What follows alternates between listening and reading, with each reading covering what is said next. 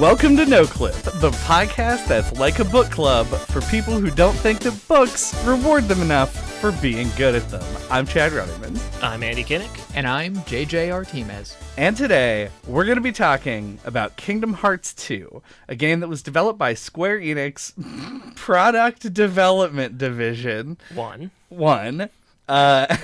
It was published by Square Enix, released in 2005 on the PlayStation 2, and then 2014 on the PlayStation 3, the PlayStation 4, the Xbox One, Windows, and Switch. But first, if you give us a like or a rating, it would be greatly appreciated. Kingdom Hearts 2, and so for the listeners' benefit, because this is not a visual podcast, both Andy and JJ are sitting in chairs that are put them like a solid 6 to 8 inches above me. That's gonna reflect the level of conversation, I believe, as well throughout the entire thing. Because Kingdom Hearts 2 is an action RPG game, and one that I just played for the second time in my life. The first time being in 2005, and that's the whole of my experience with it. Oh, come on, John. I can raise you up an inch or two on that. Certainly you have to have feelings of some regard for this game we forced you at gunpoint to have feelings about over and over again. That is, I mean, it has come up a lot. I know more about this game than I do most games that I've only played 1.5 times. So that is definitely something. I just wanted to bring up on the previous epilogue episode for the first game that I said that Bob Iger was the president of Disney when Kingdom Hearts 1 was made, and it was actually Michael Eisner. I messed that up. I brought great shame on my family. I listened to that episode on the way up here, and that was honestly the first thing that I thought of the whole time. Yeah? Yeah. You were just once again shitting on Bob Iger? Bob Iger, yeah. Yeah. Michael Eisner. Michael Eisner. Yeah. Sure. Anyway. Yep. We used the Rascal epilogue episode as a way for me to correct a years-old mistake, and now we're using the Kingdom Hearts 2 episode for you to correct a days-old mistake. Yes. A 358 over 2 days old mistake. Sure. You can't take this from me. You can't fill this audio track with nonsense and burn run times that I have less time to defend my baby Kingdom Hearts 2. That's actually a good point, because this episode is probably going to be long, generally speaking. Well, then I'll just go ahead and give my opinion, and then I'll leave the room. No. I want you. You're the neutral arbiter of opinions, Chad. Oh, I sure am not.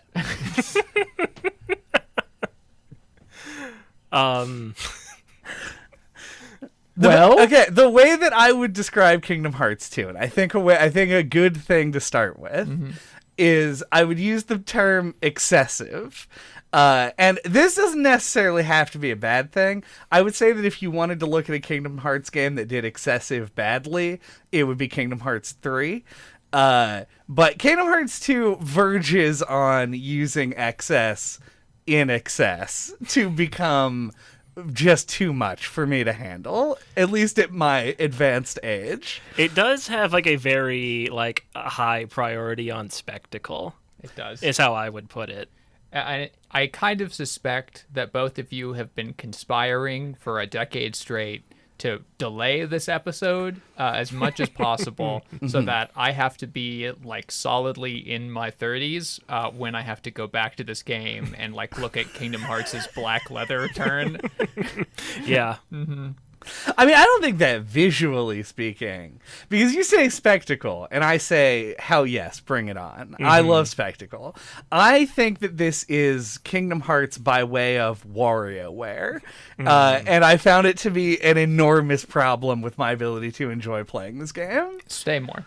You're talking about the reaction commands? No, not even. This is the thing. I feel like I'm taking crazy pills, right? I've heard everything people talk about Kingdom Hearts 2 in comparison to the other Kingdom Hearts games. And nobody goes, hey, how come in every level, every combat encounter has to be something different?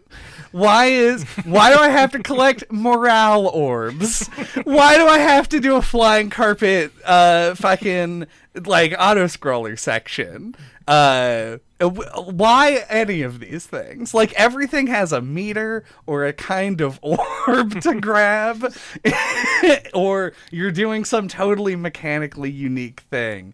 And the thing that Kingdom Hearts 2 does exceedingly well is combat, and it does everything in its power to sabotage that at every turn. Yeah, I feel like it's trying to respond to the criticisms that, like, it's a button masher. Okay. So I think it puts you in those little scenarios where, like, you're like just Sora, and you have to, like, collect in Mulan or whatever. You have to collect the morale orbs and fight the big centaur guy without Donald and Goofy there. And it's like it's trying to put you in, like, a more challenging scenario, or like something where you have to think about not just pushing the X button. Right. I think that's my read on why they do that stuff. Like the flying carpet thing, I think they're just trying to do like a fun Aladdin thing. Sure. But like, yeah, I know what you mean. Like they do try to, it's that like variety, like the early 2000s sports variety. Yeah. Yes. I'm glad that this has apparently been a recurring topic on the show before, because that was honestly my biggest read coming back. Like, putting my hand on the table here, the story of our friendship, Andy, has been the story of you slowly winning an argument about Kingdom Hearts 1 being better. It does feel very good to win that. It does. So your victory I'll shirt. take my trophy now. Correct. The end of our friendship is when I just decide that every Kingdom Hearts game is actually bad. But you're correct.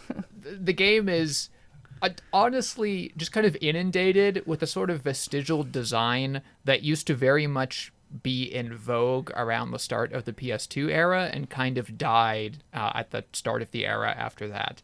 Like, understanding all this morale orb shit and the limits and the summons and how everything has to have like its own unique twist makes more sense in the context of a world where like advertising a game meant being able to turn over the box on the back and having like a big thing written there that says like you can drive Jeeps in this game, right? When games were advertised based on the literal things that were possible to do in them and not as like cohesive pieces of media, right? Like Star Fox could be sold as like the game where you flew around a ship, and like that in itself was interesting because good ship flying was very much a rarity in that day and age. But then in Star Fox 64, they were like, you can also be in a sub and also in the Land Master, both of which were, I think we agree, not better than flying the ship. But it is an exact example of this. It's like the Bayonetta flying on the missile or whatever. Right, yeah. You guys are going to have to be judicious in the things in which you shit on while I'm in your presence. Because Don't defend the Land Master. I am here to defend the Land Master. I think he did on the episode, too. No, I didn't remember. Yeah. Because it's such an unbelievable opinion to hold.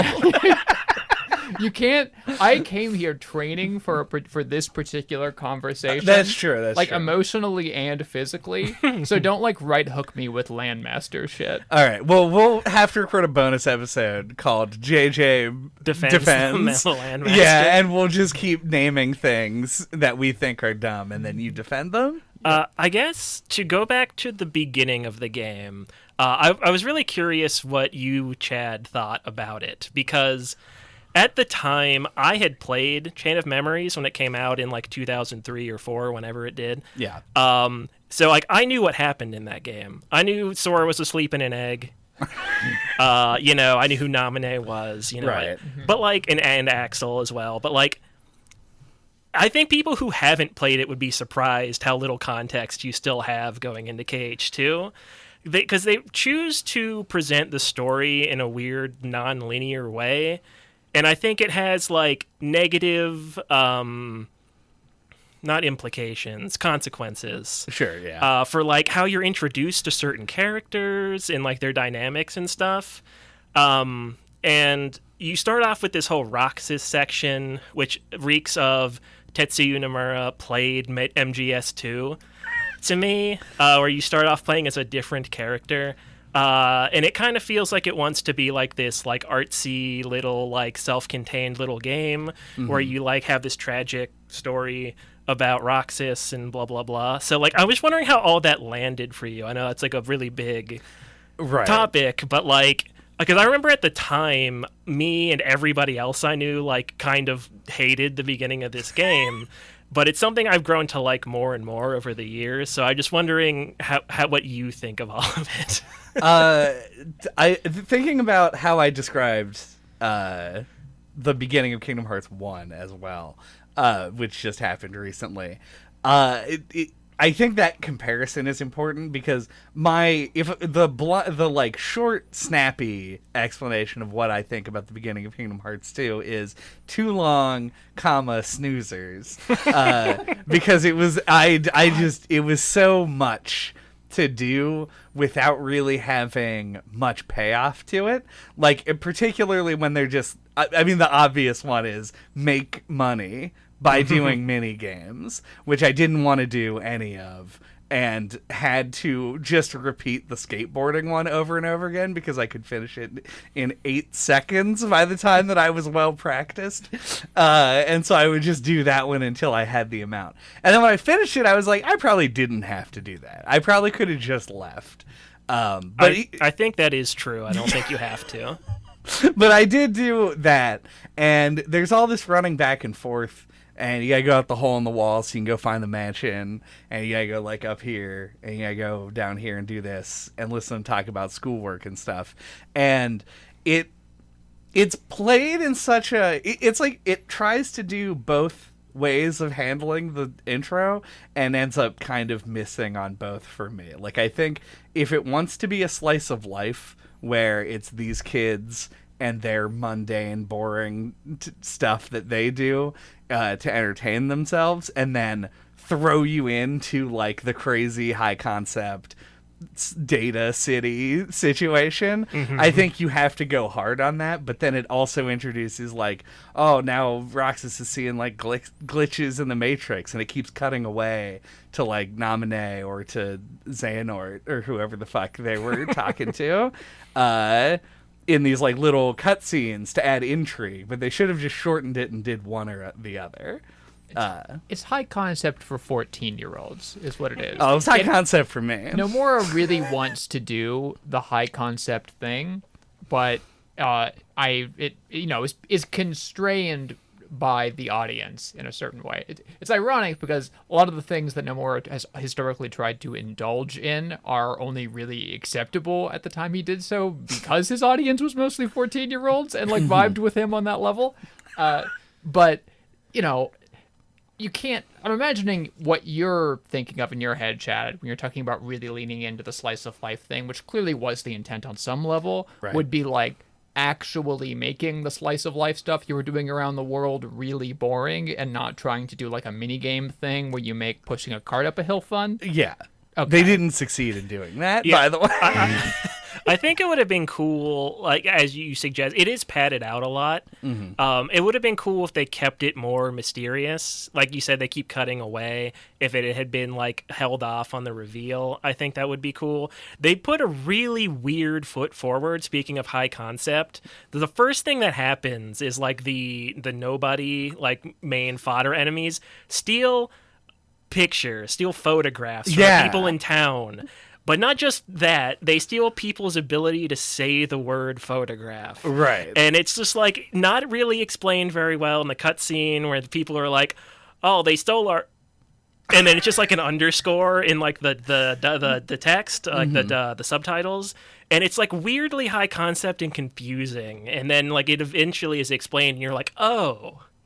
That's weird. Right. Well, what is explained is that the nobodies stole the photo and the word photo. Right. Correct. What they don't explain is how or why that's the nobodies are, like, infiltrating it, and it's supposed to be a signal that the city is not real, but that is not something that is, like, communicated to you. Yeah, I think it's explained. There's a part where right after that happens where Ansem and Riku are discussing what's going on. They're like, Organization XIII has found this simulated town that we're hiding Sora in. And they've sent the nobodies to get Roxas, but it's all data to them. So they found pictures of Roxas thinking they were the same thing, and that's why they stole them.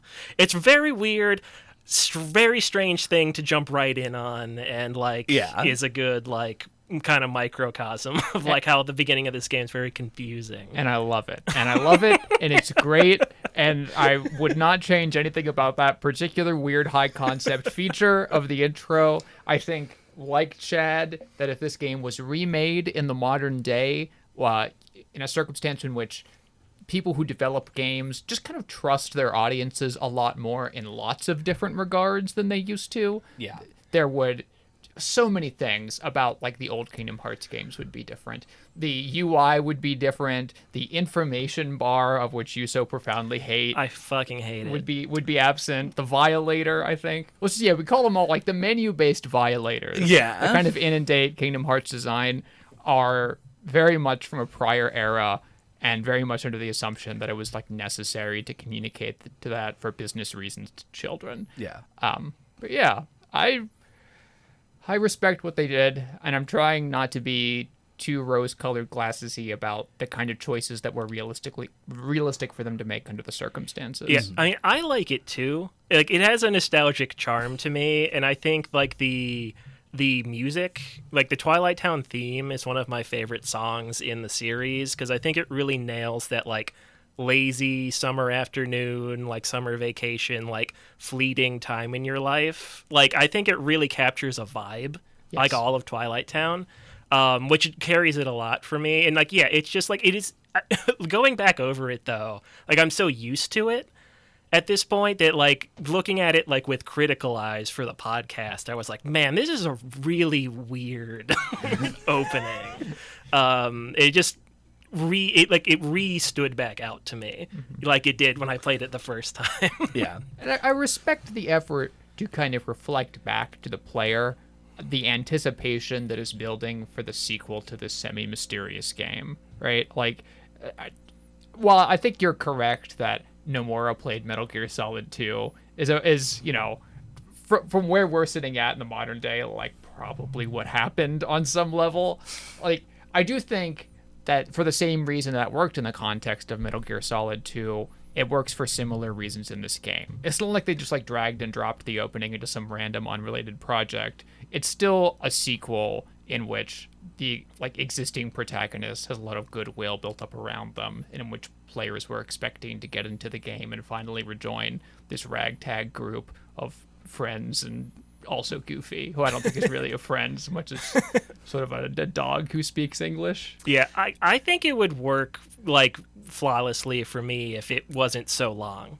Like, I think you could cut like 2 hours of content out of it. It's like a 6-hour intro. Yeah, well, I don't think it is that long, but I guess it depends on how you play it. 5 to 6 hours is what it says if you look it up. Oh, wow. Yeah. It's because it is a while. I was putting the cutoff before the game becomes fun to play at 8 hours, which I feel like there's a good portion of Sora's part that isn't very fun either, and it takes a bit to warm up. So I want to say that the intro is shorter than that, but maybe I just really got through it quick. I don't know. Yeah, there is a lot there though, and also like just to the point of like you having played Chain of Memories and everything.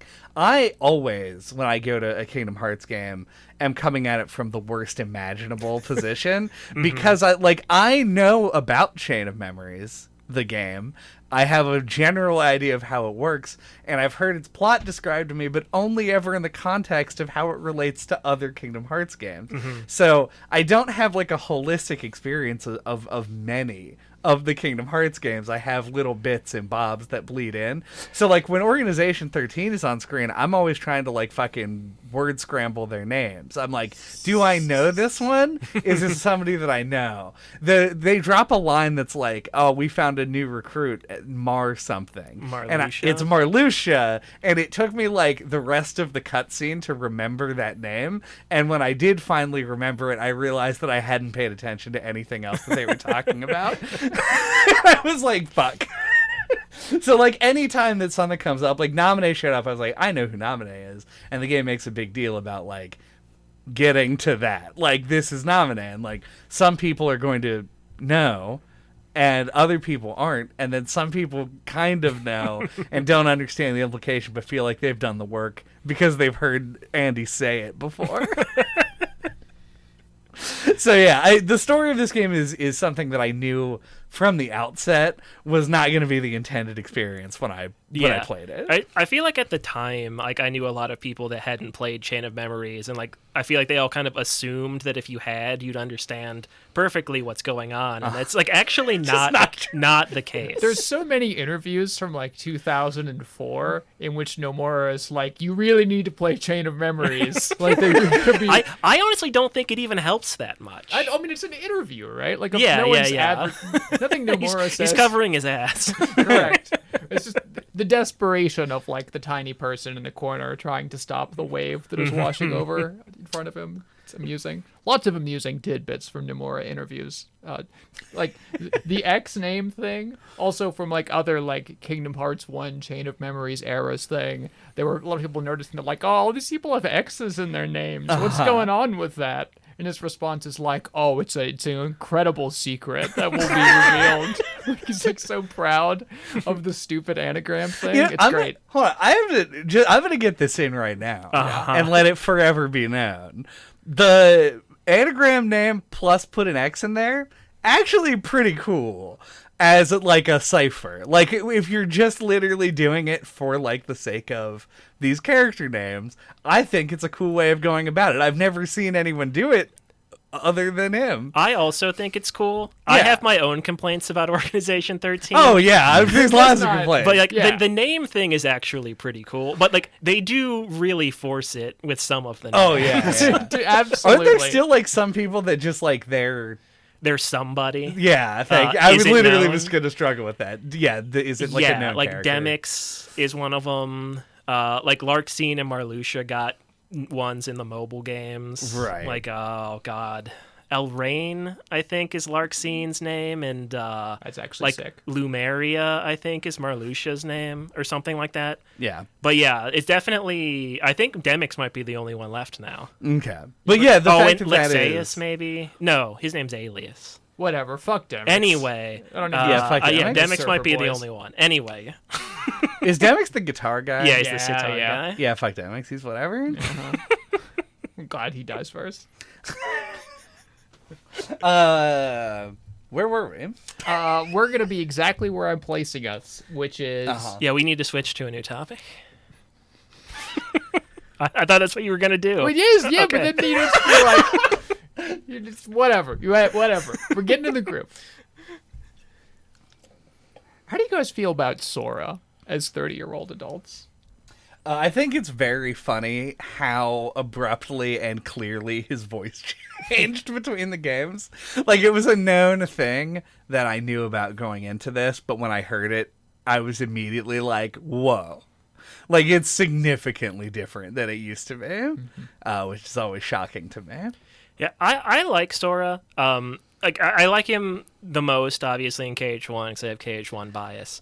But I like the progression of his character in this one. I actually think Haley Joel Osment's voice getting deeper, like reflecting in like Sora actually aging up, is like kind of cool. That just kind of happened. Yeah. I think that adds something to it. But yeah, I think this is like right before things got bad for the character.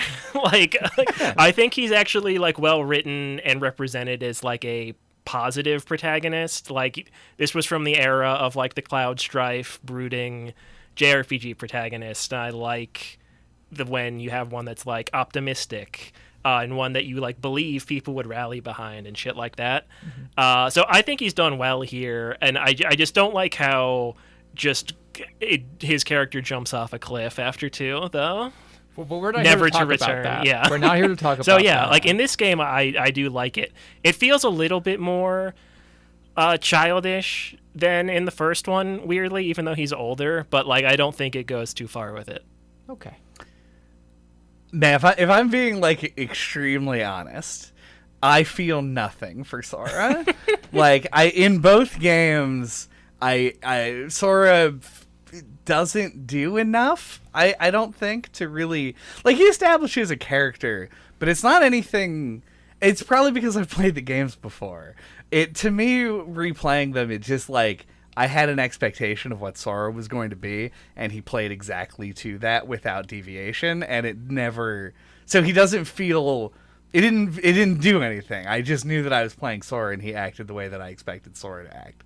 He's like, we gotta go find Riku and Kairi. Broken record, this fucking guy? That's a direct quote from Kingdom Hearts that I added the word fucking to. They do kind of like hold him back forever really growing past a certain point. Like he has a character arc in 1, but like in 2, I feel like he never really gets much. Like they don't really like develop his relationship with Riku or Kairi in this one, or Donald or Goofy. You know, like he just kind of, I don't know. It's just kind of more of the same in this one. He doesn't get like a speech like a Kingdom Hearts is Light or like a My Friends Are My Power in this game. I mean, through the development of the game, I mostly agree, but I think at the very least he gets the final beat in the arc that was set up in 1, in which his friendships are, finally healed. Yeah. Like the whole ending sequence, I think, is not just meaningful, but like necessary to tie up a lot of the things that occurred in the games before between him and Riku specifically. Mm-hmm. Kairi still isn't much of anything, and I agree that like he's still intended to be just like a positive force to contrast with other brooding things in the background that Nomura wanted to put in, which some work very, very well, others to a lesser extent. But I admire the goal, like especially the straight transition from the intro from like Roxas to Sora, and like how you're kind of like smacked upside the head with like goofy fun friend times after all of this like Hainer Pence Olette depression. Yeah. Yeah. It does well for his extremely immature one-note character. Yeah, it's like this whole game he's put on pause until the end, till like Riku comes back. Yeah. I have one word in defense of Kairi here, because I know that it's sort of like a meme that they set up Kairi as being like the primary reason that Sora does half the stuff that he does. Exactly half, because the other half is Riku. And then she does nothing, and when you think that they're going to set her up to do something, she instead chooses to do nothing anyway. That is all true. However, there's a scene in Kingdom Hearts 1 where she's running on the beach and laughing like a 6-year-old who just threw their dad's keys in the garbage disposal. I know the scene well. Yeah, and this game made her different in a way that made me, for even a second, forget that scene, and I appreciated it a lot. Why is your immediate association with happiness like fucking over your dad majorly? If you don't remember this scene, she's running like this. I remember this. Like, I remember the fucking scene, Andy. I remember this. Do you remember the laugh? No, I don't remember the laugh. It is pure and like the PS2 evil. Texture face as well. Like it really is a goofy scene. Yeah, it's very terrible. And then she just vanishes forever. And it's like that scene, and then you don't see her for another 16 hours. And so that's like the lasting impression of Kairi in your head for most of that game. And this one, man, they sure didn't do anything to help her out, really, because she doesn't remember anything. Then she does remember something, and then she is immediately kidnapped. Like, her ability to have agency on the story is literally shut down the moment that it is brought up as a potential topic. Yeah, and like the thing that always stung the most about Kairi to me is how the end of this game like sets it up for like Sora, Riku, and Kairi to go on an adventure together in the next game, and it never happens. They're like, no, actually, Kairi doesn't do anything, as always. Great costume design, though. In 2? Yeah, in 2. If I was given her design in 1 and be like, make her an adventure teen, they met the brief exactly. They did pull off Adventure Teen to some degree, at least. Come on, grab your friends. Oh, they're large. Did you have thoughts on Sora? Oh, yeah. None that weren't already represented between the two of you, honestly. The older I get, the less I like him as, on a personal level, and the more I am rubbed the wrong way by his immaturity. But to a certain extent, the game needs an immature protagonist so that there can be like other wizened people to like point at Sora and be, you know, like the cloak in the Door to Darkness that says like, you're a fucking dumbass kid who knows nothing. Yeah. Look at all my dictionary words and all my implications of power and knowledge.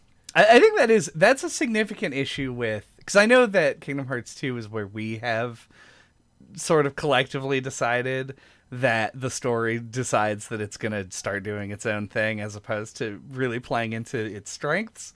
And the fact that Sora is an immature protagonist fits way better when 90% of the game's plot takes place with Tarzan, right? Like, now that there's so much more where it feels like they want there to be more at stake, Sora now feels like kind of an inappropriate protagonist for those moments. And Roxas seems like he was invented to fill that void. And Riku, too. True, yeah. But they have to put Riku in a hood and hide him until the last, 20 minutes of the game. Which is, I don't know. I'd say he also had potential, and then they hid him from you. That one makes more sense to me, though. Sure, yeah. They want it to be like a mystery as to whether or not he's dead, but you know that he isn't. So it doesn't really work. Yeah. So do we want to discuss reaction commands or drive forms?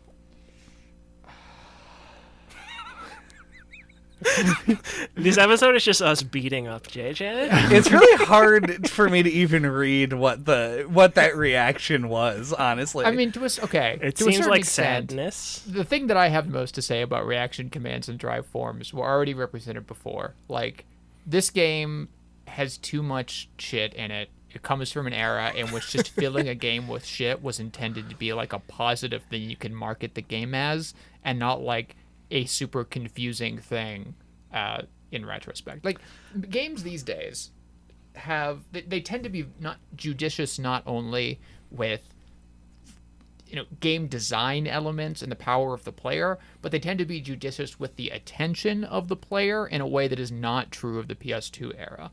Like, another thing, if Kingdom Hearts 2 was remade today, I suspect that tons of the ancillary shit that you have access to, all your spells, all your summons, all your drive forms, would be more constrained within the context of something like the abilities system, so that the game can have some approximation of builds and feel more like an RPG instead of just an action game with a progression curve.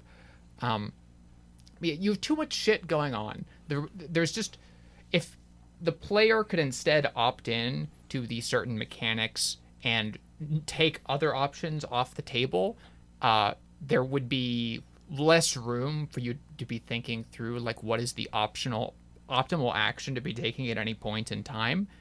They give you so many tools and then tend to not raise the difficulty of the game high enough to force you to make use of them. So you just kind of have a junk drawer somewhere full of all this amazing shit you can do that you've never had to think about or look at, and you can get through almost the entirety of the game without touching it until a Roxas boss fight happens, and then the game is suddenly testing you on skills that were never required before then, even if you had access to them for 30 hours. Yeah, or if you play on critical mode, Sure. which I found out this time because I'd never done it before. Same. My junk drawer included magic because I just didn't use it for the whole game, and it never forced me to. And unlike until that Fire wall. Emblem and other similar games that I love, that you engage with less than me, that makes me like my brain kind of stutter step. I don't think it's your fault at all that you didn't engage with it. In fact, I think you represent pretty much the average experience of players with the game. In that you played on normal and you pressed the attack button, and occasionally you pressed the triangle button, and then you cured when you needed to, which is I never pressed the triangle button. So I don't like that you group reaction commands and drive forms into the same thing. I meant to like pick one or the other, and we'll talk about that. He did it too. Yeah, both of you were like reaction commands and drive forms. Well, I didn't mean to group them together with this or that. Take it off the cast. We can fight about the meta conversation of who should have brought up what later. Chad. Well, I'm just saying, because reaction commands are terrible and shouldn't have ever existed. Limits are worse. And drive forms are like, they're not Doom 2016 glory kills, but they are like Doom Eternal blood punch. Like, it is a thing that is implemented into the game that to me became part of the rhythm of the game. Yeah. I liked being able to drop in and out of them. You could do it in the middle of a combo. The coolest I ever felt in this game is when you start a combo and then do the whatever he says, let's end this, like he slams the sword down and they shoot up in the air, and then you jump after him, and then you start hitting him again, and right before that combo ends you go into Valor form, and then you continue the combo until he does the one where he shoots way too far off to continue doing it. It's like 179 hit combo that you just do, and it looks cool and it's sick, and it's only made possible through the use of drive forms.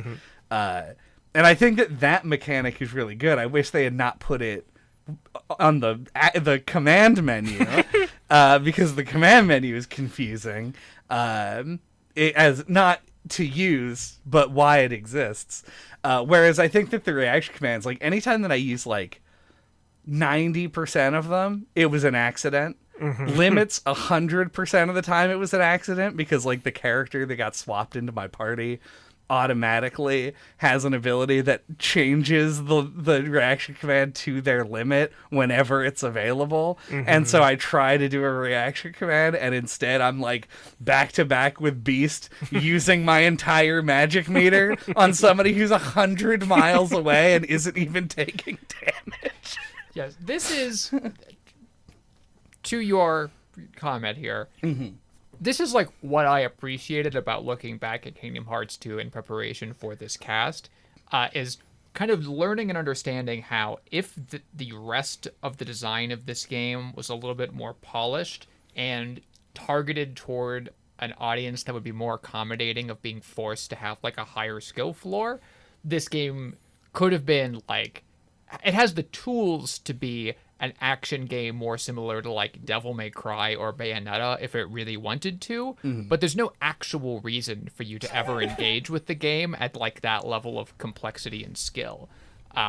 Even like the super difficult boss fights tend to invalidate so many of those options that you can integrate into combos that it's like not really the same experience. There would need to be the kinds of difficulty spikes that would like make AoE Firagas good, right?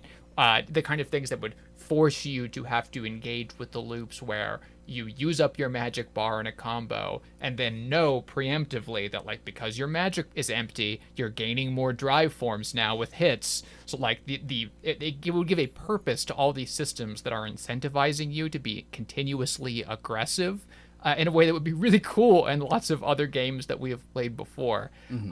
But unless you're playing on critical mode and like forcing yourself to engage with all those systems, which can be super just stupidly finicky because they have so many loose ends. The way experience levels up for the drive forms, how absolutely crucial the drive form movement abilities are just universally if you want to get good at the game. Yeah. Like drive commands, like I also really like, but I think they got the design backwards because I think they're supposed to be like a devil trigger. And I think making it a meter that depletes rather than something that charges up is a mistake, because whenever it disincentivizes you from using it because it takes forever to charge back up. So you're like, if I use this, it's going to be fucking like a half hour before I have it back again. So I never really liked that about it. But, so true. Very correct. Yeah, and I think it is dumb that like dodge roll, high jump, these like really crucial movement abilities are locked behind leveling them up, and like some of them are easy, like Valor form. It's just how many slashes you do. One slash is an experience point. That's how it levels up. Yeah, you're just gonna do that. But like wisdom form is like only levels up when you kill Heartless, and master form only levels up when you get drive orbs. And limit form is how many limit finishers you do. Like they're like these really specific requirements, and you have to like look up a guide for a way to do it that doesn't take 1,000 years. Because like if you leave a world before the drive depletes and then you come back, it feels full again. Oh yeah. So you have to like find these specific grind spots so where you can go and like you can grind out as many as you can, run back to the save point before you lose the meter, go to the world map, then come back, and then you have a full meter again, so you can just loop it. And like you'd never figure that out on your own, and it would take you like 1,000 million years to get anywhere with leveling them up. It's purposeless depth. Like, the game is way deeper than you think it is for no obvious reason within the context of the game itself. At least in the vanilla version. Like, I think adding the Cavern of Remembrance and the data fights in the final mix version goes a long way towards, like, getting you there. Yeah. Like, upon, like, my last 2 playthroughs of, like, the PS4 version of the game, I feel like I engaged with and understand this game so much more than I did, like, the fucking 6 times I played it as a teenager. Just as a side note, the fact that the drive meter doesn't refill when you stand at a save point is one of the more asinine decisions that I've ever seen. Yep. Not ever. In this game, it's one of the dumber decisions. I don't know if I'm in the minority on this. I never hear people talk about it, but like I absolutely hate how they changed the way magic works. Like, I hate that using Cure uses your whole health bar no matter what, and then when you deplete it, it's a timer to refill. Like, hitting stuff to refill the bar is a much better system. It's very simple. It's easy to understand. Yeah. I also am not a big... That's part of the reason... Now, because you were actually there when I played a lot of Kingdom Hearts 1. I didn't really use magic very much in Kingdom Hearts 1 either. That's just not really my style. I don't like going into the shortcut menus and shit. It's a lot. But in Kingdom Hearts 2, the magic meter and the fact that it introduces it as fucking MP charge, and it goes, learn about MP charge, and it gives me 3 slides that don't explain what MP charge means. I didn't know until yesterday that MP charge was just the name of the magic mechanic. Like, like the fact that the bar runs out and then recharges is MP charge, and you can make spells not do that. You can just refuse to allow yourself to cast them if it would run you out of magic. And I don't understand, nor could I find any reasonable explanation online, what the utility of allowing you to do that is.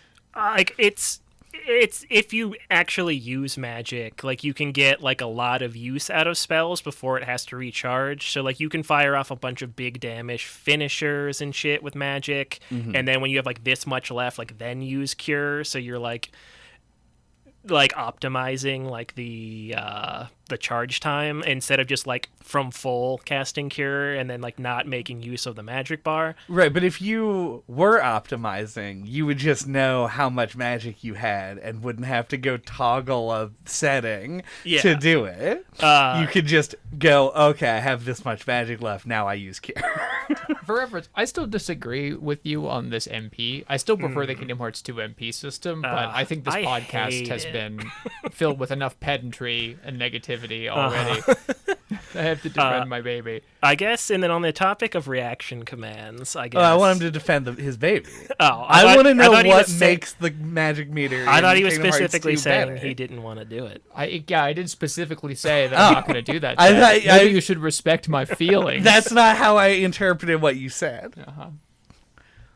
I just still don't know. I'm going to leave this room today not knowing what makes it good. And I don't know if I'm comfortable with having that over on my shoulders. Okay. I like that the game took a step to specifically disincentivize the use of Cure. I like that the game makes Cure less powerful relative to items so that it can also fight back against the classic RPG tendency of never use items ever, even though in this game, items are mostly just better than Cure. I like having an incentive to use all of your existing spells and then Cure after that at like the end of an existing combo. That's what I like. there's still systems in the game designed to incentivize and reward attacking. They're just tied to the drive meter and other weird vestigial systems that Kingdom Hearts 2 is covered with. If I have to pick one of the two, I'm still going to go with 2.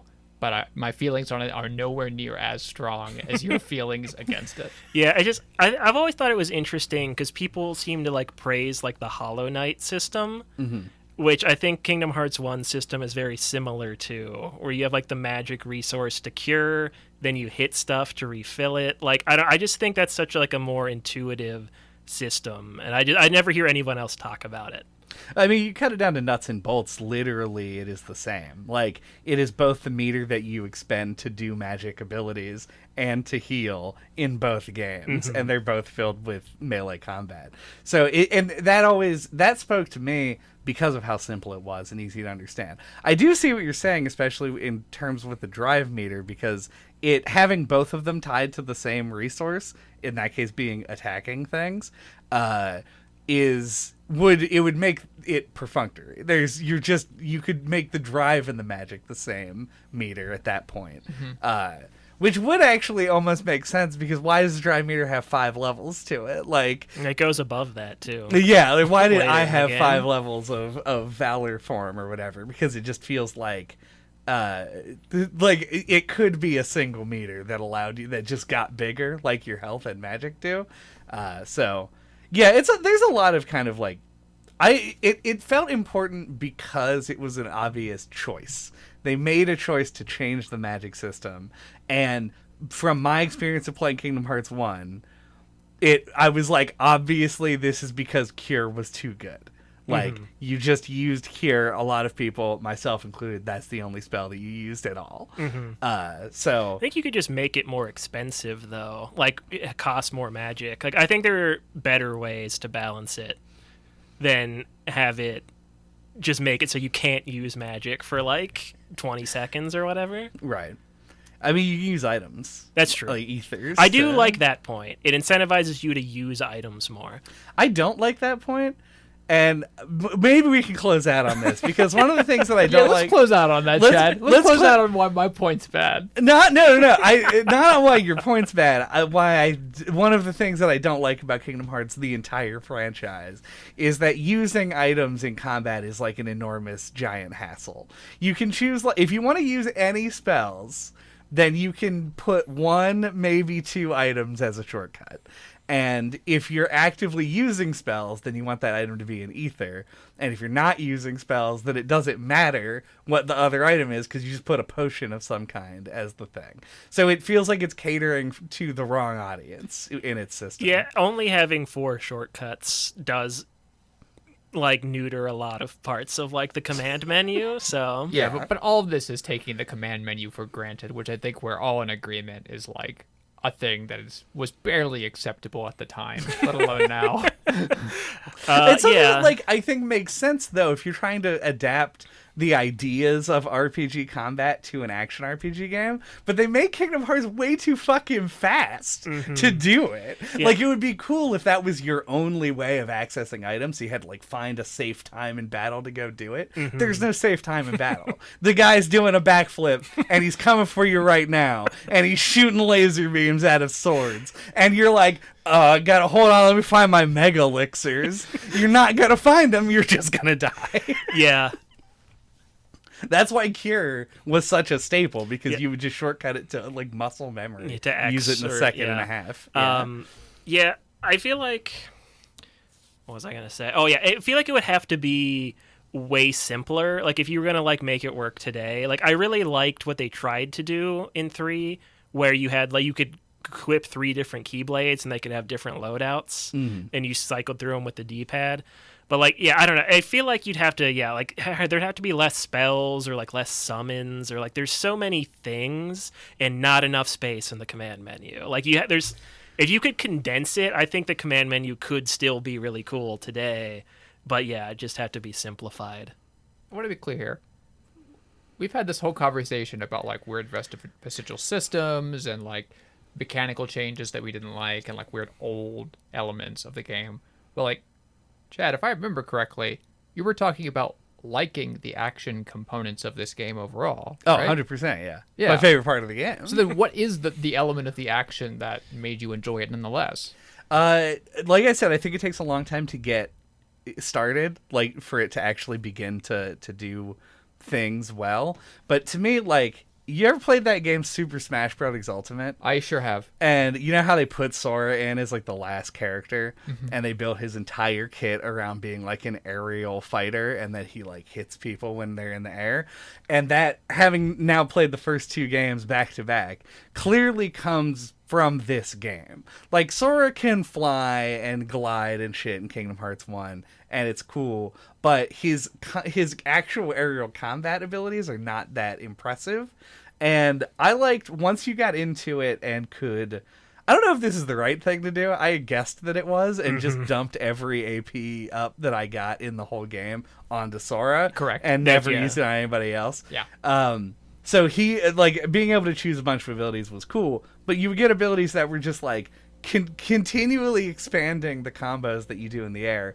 And then, much to my surprise, as somebody who played Kingdom Hearts 3, actually making you press other buttons in order to do things. And so there were little optimizations that I thought were fun, as well as, like, positioning. I wish that the dodge roll was just something you had available always, because I feel like it would make the positioning more engaging, as opposed to just, oh no, I have to jump or run out of the way.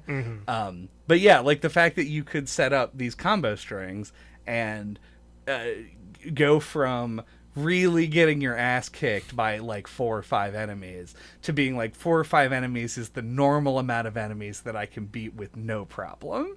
Like going that progression, and the fact that like it just keeps ramping up in its ridiculous scale was very entertaining for me and kept me actually wanting to play. It also made me really not like boss fights very much. Also, I think like aerial recovery is one of like the most satisfying moves to use in any game. Yeah. We're gonna have to take a break. Yeah. Because everyone is gonna beat me to a pulp.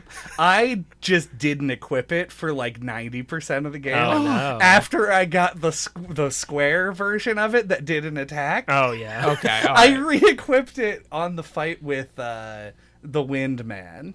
Oh yeah, Zaldin. Yeah, Zaldin's Zaldin fight. the Windman. Because if you use the square on that, he just would kill you instantly. And I would muscle memory to it. So I had to unequip it and put Aerial back on. But I knew that was going to be controversial. I was like, I'm never going to use this if I can just keep attacking. What do you want to beat Chad up Off mic. after the break. I'm sorry. I should have seen that coming. I shouldn't have said off mic.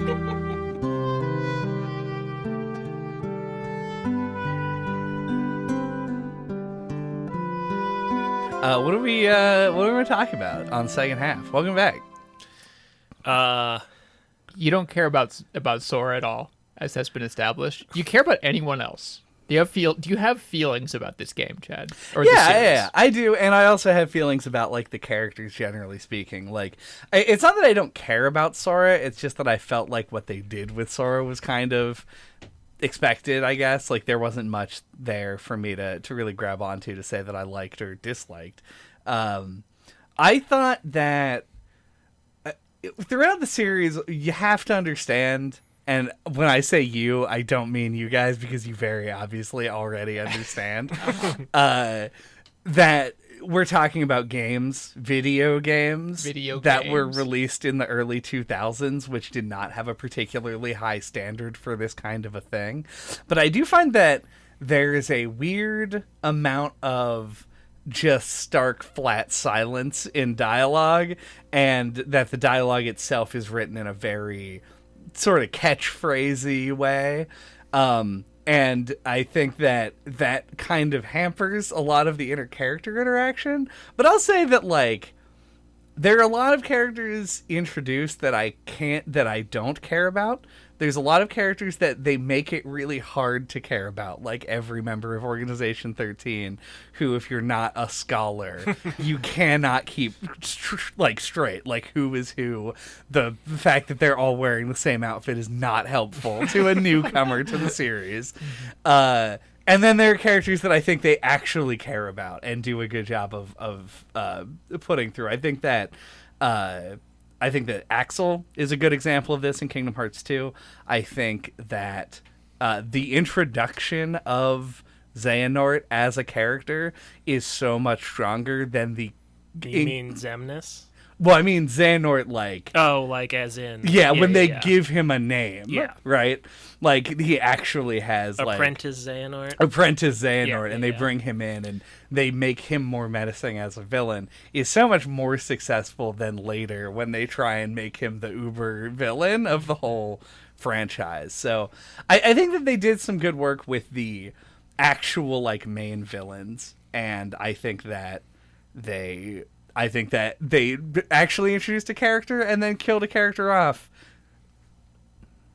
big quotes, in a way that was effective. I thought Axel's arc was actually pretty strong, even though he has the exact same fault as a lot of the 013 people do, where he's just like, oh, I'm here to help you, but it's a ruse. And then later he's like, but no, this time, really.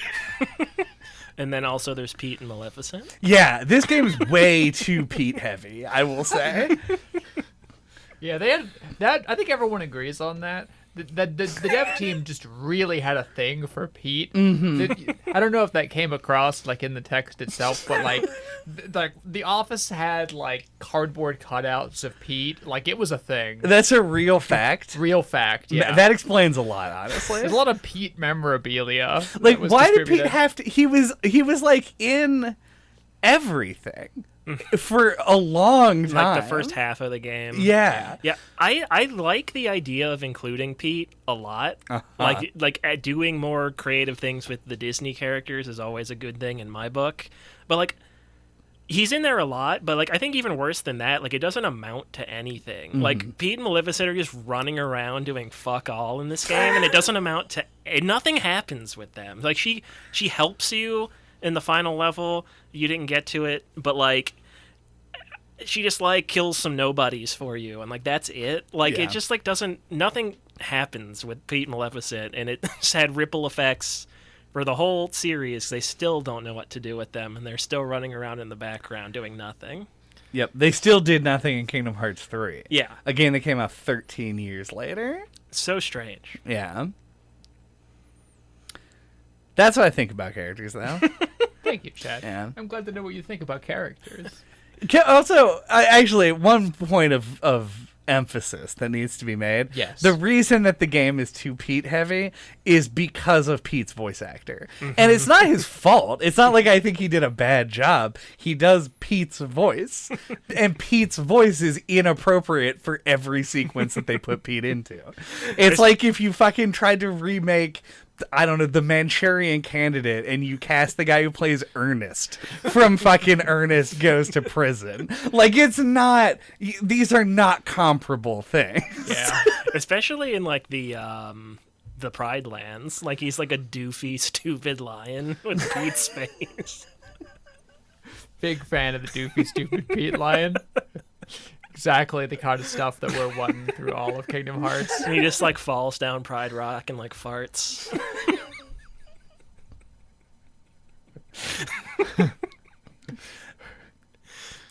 God, fuck Pete.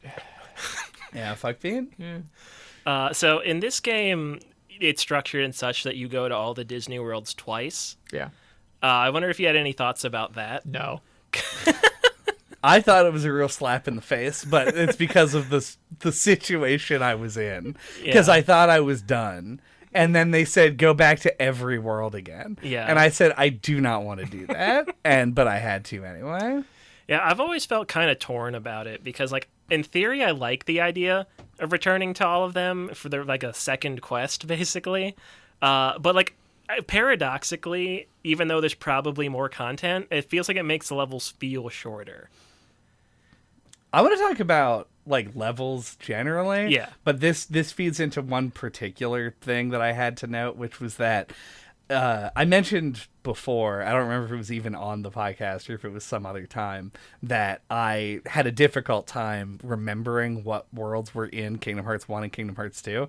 And playing it again, I had no idea how much overlap there actually is. It's pretty enormous. Like, most of them are returning worlds from Kingdom Hearts 1, or at the very least half. And so going through them again, it was interesting because it was a stark contrast to how they were designed in the first game, but then also just the fact that I kept going back and then knowing what Kingdom Hearts 3 eventually was, I was like, it feels like Kingdom Hearts 2 is reusing a lot more than I would have expected. But I'm not a Disney person, and I don't know what other options they really had. Like, I think it's less that they like had to reuse stuff so much as I think that it was an intentional choice, because like it's part of the theme is like, oh, like you go back to the worlds and people are like, oh, hey Sora, you're my best friend, Right? You know, like Aladdin's like, hey, what's up, we forgot about you for a year or whatever. Hey fuckface, how you doing? Fuckface. So yeah, I think so. Part of that is that like they wanted to return to certain ones because the whole like friendship theme.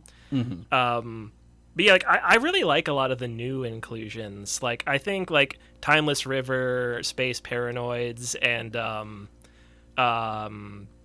Port Royal, I think are all like really cool choices.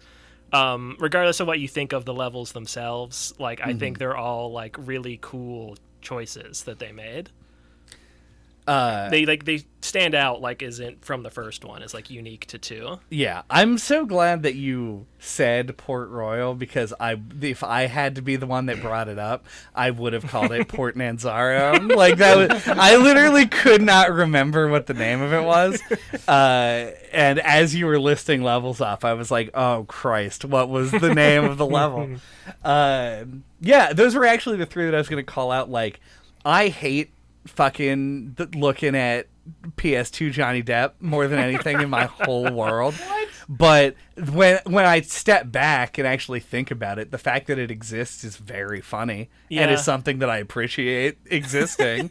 It's just like when you're there, you're like, why is this a real human person in a game set against Sora, who is a human that looks nothing like a real person? It just becomes uncanny. In a really unsettling way. It's like the most recent Mario game, like the cat-based game, right? Where like it implies the existence of a parallel human species. Right, but what if the guy in Super Mario Odyssey was Johnny Depp? Like, it's a person what if it was me? Like, a person that you're just familiar with. Like, that's what's fucked up about it. Like, but that's the only option they had. They couldn't, like, make a fucking 3D representation of one of the animatronic pirates from the ride and be like, that's our Pirates of the Caribbean level. It would be really weird and nobody would get it. Yeah, fair. Although it did look surprisingly good for the time, though. Oh, for sure. Yeah. Yep. I support the decision. I think especially since that was at or near like peak Pirates. I'm glad we got some Pirates rep. That's a level that they should not have brought back for the third one, because that was like my least favorite level in the third game. Yeah, I mean, no point in investing all that time and all those mechanics into like a ship combat system when the perfect ship combat system in Kingdom Hearts was already made in this game in their revamped gummy ship system. Ooh. We're going to have some words. Let's talk about the gummy ship, ladies and gentlemen. So you engaged with this, because I started that sentence about, Credence 7, that you had at no point ever engaged with the gummy ships at all. So in the first game, I liked the gummy ship levels and thought that the gummy ship editor was dog trash.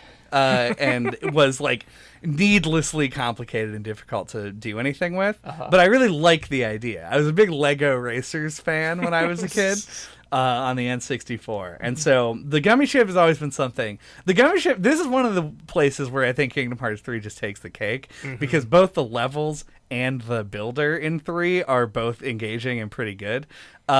my question was going to be, if either of you, long-term Kingdom Hearts fans, if Kingdom Hearts 2 had come out and the gummy ship was just gone, would you have cared? Not at the time. No, I would not have cared because I didn't enjoy the gummy ship in 1. But I forget the fucking award system that they have in 2 for the gummy ships. But like, you get like ranked, yeah, like medals or something. At peak Kingdom Hearts time in like start of high school, I did everything with the gummy ships. Like it was like a parallel video game, and I beat it. It really is, though. It's an entirely different game. Yes, that they've just appended to this other game. I would have cared. Like, there's always something about the gumming ship that's like endearing to me, even though I can't argue that it's good. But yeah, like in 2, like I don't remember the specifics of this. I have not looked into this in a long time, but like Square had, or like Enix or someone had worked on some kind of like ship combat game before, and I think a lot of the people that worked on that worked on the gummy ship levels in 2. Oh hell yeah. So yeah, it takes like a more like arcadey, like much different approach than the first game does. Yeah, they're vastly different. I think that the levels in 2 feel like they don't give you any feedback, like when you're actually playing them. You're like, there's no reticle like there is in the first game, and so you just kind of have to trust that your lasers are going where you think they are, and everything's very bright and shiny, and there's a lot of noise. They're much, much easier than I think the ones in either of the other games, because it's very much just mash the X button a lot to work with it. But yeah, I my question about it being relevant is really my main thrust. I feel like if the gummy ship was removed between Kingdom Hearts 1 and 2, the whole franchise would be better for it.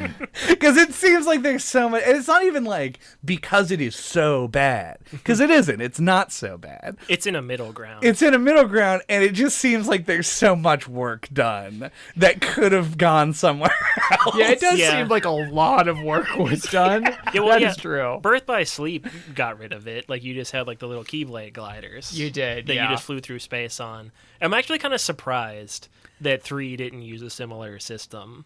Yeah, cool. I'm trying to imagine what a Keyblade glider looks like, and I'm just gonna have to look it up later. Yeah, like the characters, like they could transform their Keyblades into like these things they rode through space. Like Ventus's just looks like a snowboard, essentially, like that he just like flies through space on. That's extremely radical. Yeah, and Terra's looks more like a motorcycle, and like Aqua's is like a weird, like Segway.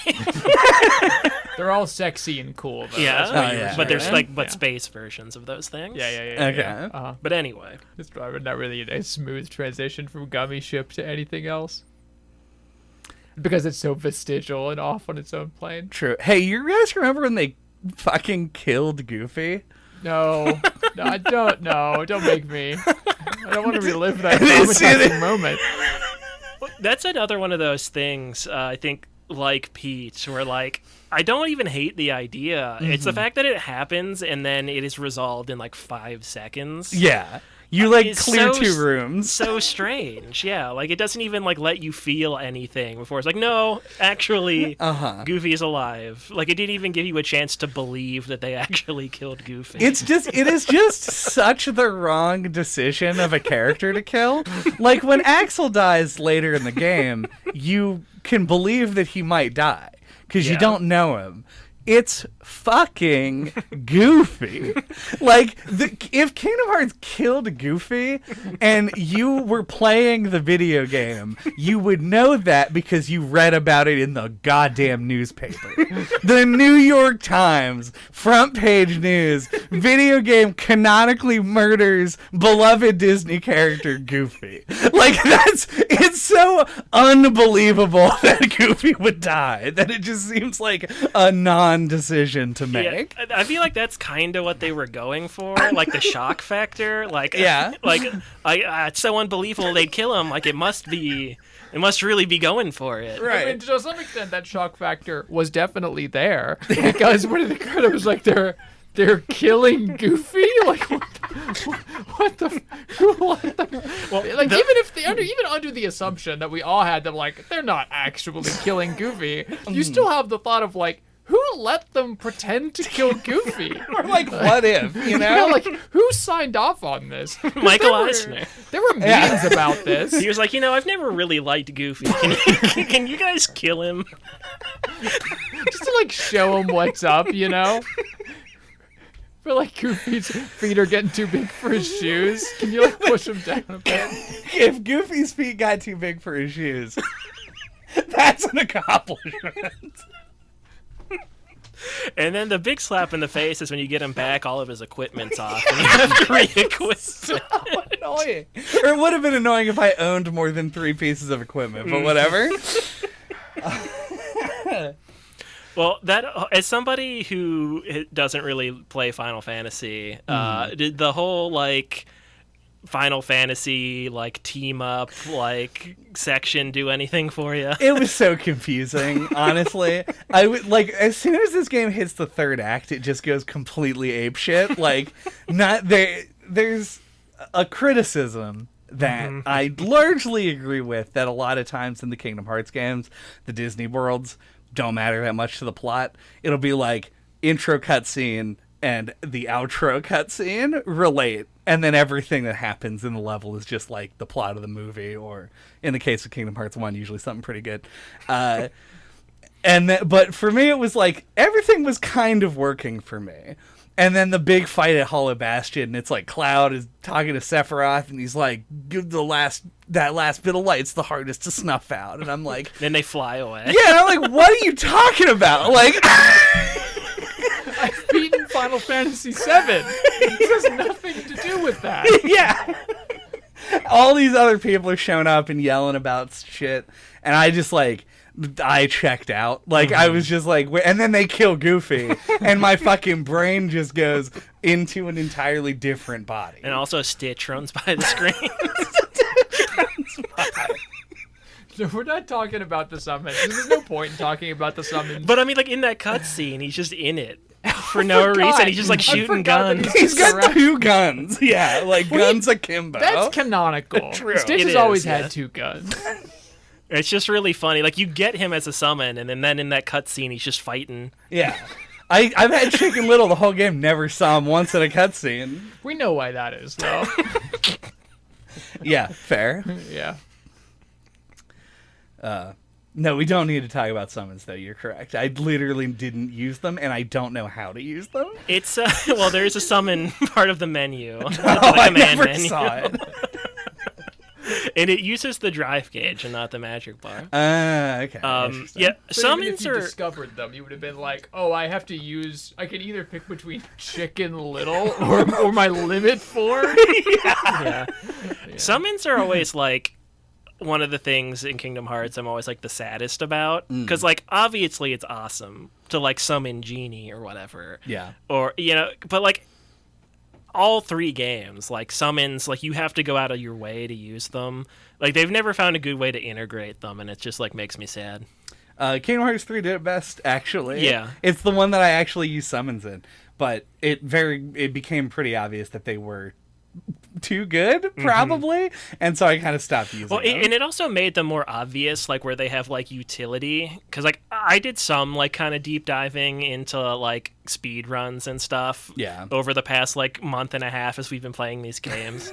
And because like what does it take to like do a level 1 playthrough or whatever, and I went down a rabbit hole. But like there's stuff that you can do, like where you like use summons to just like boost through damage and stuff. And then like I remember in KH3, a part of like the Xehanort fight where he shoots a bunch of dudes at you. I'm like, oh, like I'll summon Simba, and then I'll like have to like all this like be able to just tank this whole attack because I've like died to it 3 times. Like that's how I'll beat it.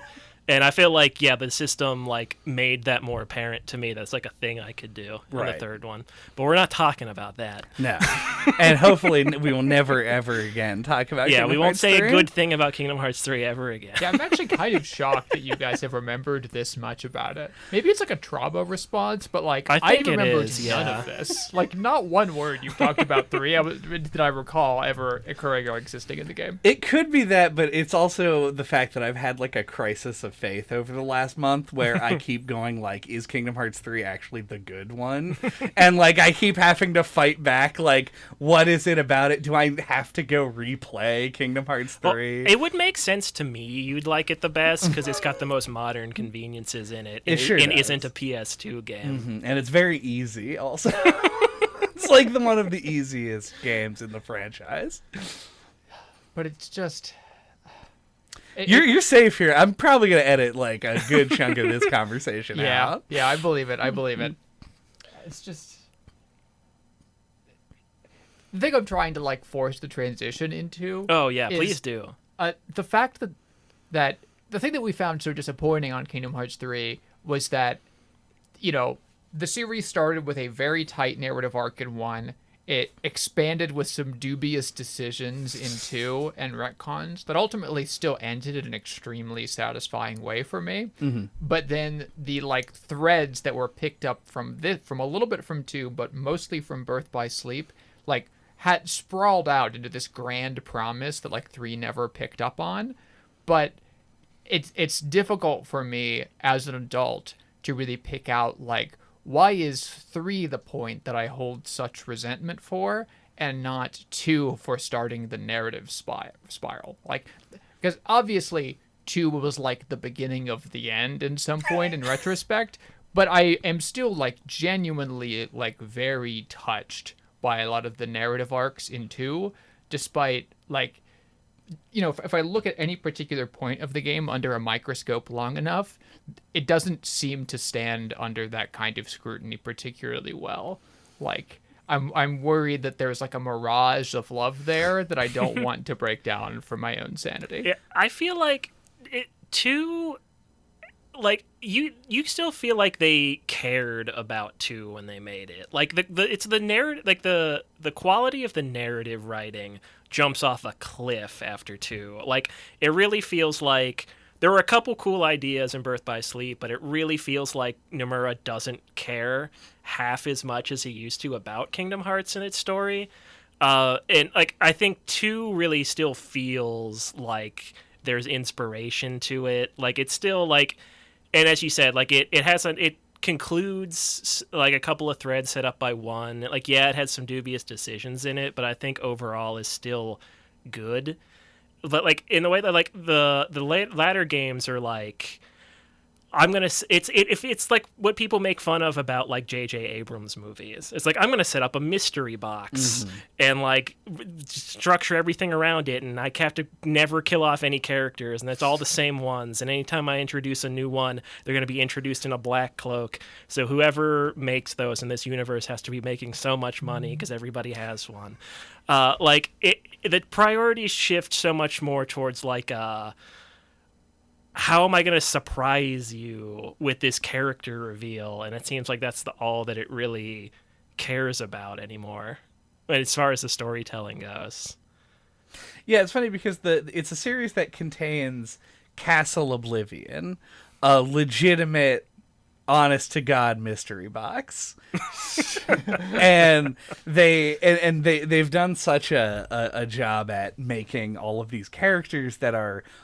The fact that they're like 110 YouTube think pieces about, not even joke pieces, it's whatever, like a mockumentary is to a documentary is what these videos are to think pieces about the plot of Kingdom Hearts. And I think it all stems from the fact that it's impossible to keep characters differentiated. Like, you have to commit a huge amount of effort to just know who's on what side and who's doing what, and what the sides even represent or stand for at any given time.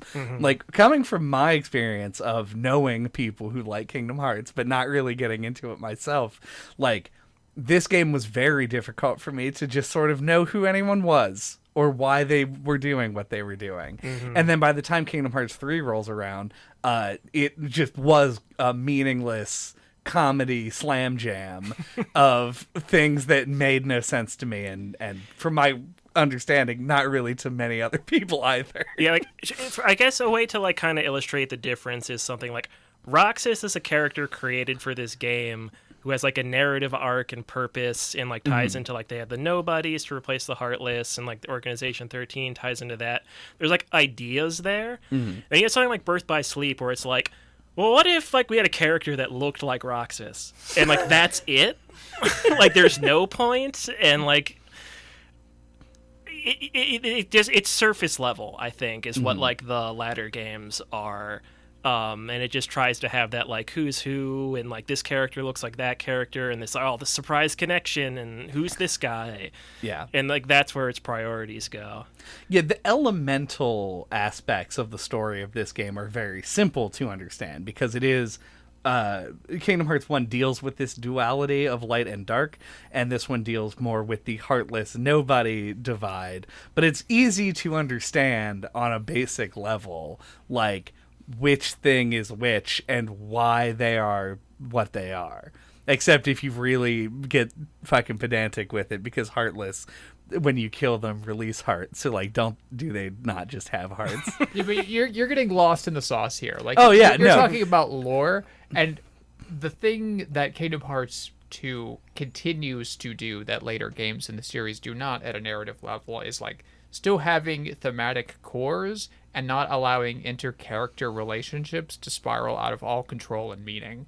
Right? Like, all of the scenes in the series, including when the games were starting to get bad, that are, like, resonant and interesting, are one person who cares about one other person for very mundane reasons, having, like, incredibly tragic situations. Like, Roxas being deeply jealous of Sora and, like, not accepting his own death until the very end of the game, eventually, when he accepts that, like, his time is over and, like, you still have things to do in the world that he can't.